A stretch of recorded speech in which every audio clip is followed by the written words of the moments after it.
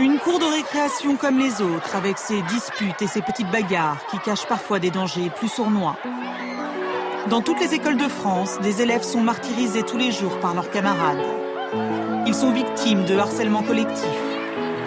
Un enfant sur 10 est concerné par le harcèlement dans la cour de son établissement scolaire en France. Un rapport qui fait état d'une augmentation inquiétante du nombre de cas de violence à l'école.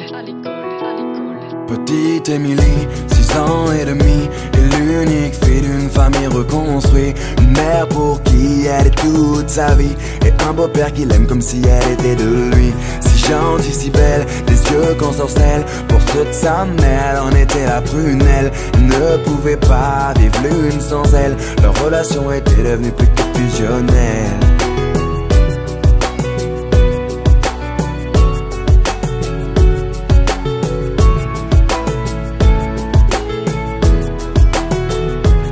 Petite Émilie, à 8 ans passés, rien n'a changé sauf qu'elle a déménagé. Fini la campagne isolée, elle vit maintenant en ville car sa maman fut mutée.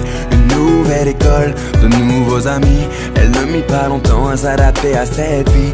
Du haut de ses 8 ans, on peut dire qu'elle est ravie, car tout va pour le mieux pour petite Émilie.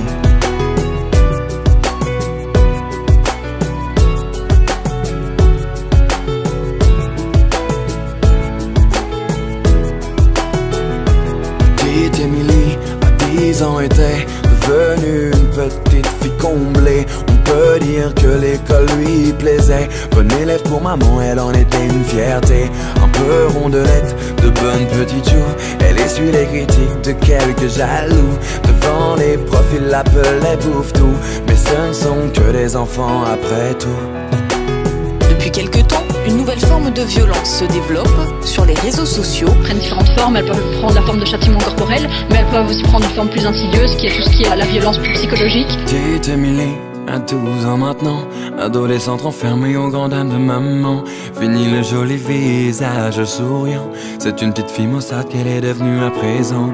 Faut dire qu'au collège, tout avait changé. Trop d'élèves ne faisaient que de se moquer.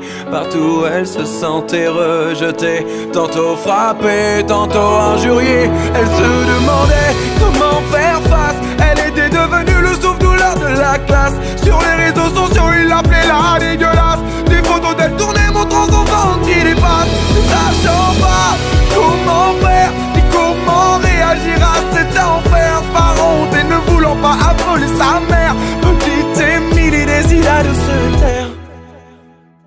Mais un soir de décembre, petite Émilie rentra chez elle dénudée. Ses camarades, tous ensemble, l'avaient enfermée dans le vestiaire pour la toucher. C'en était trop pour elle, trop qu'elle ne puisse encore supporter. Alors elle étendit ses ailes, prit son envol vers la paix.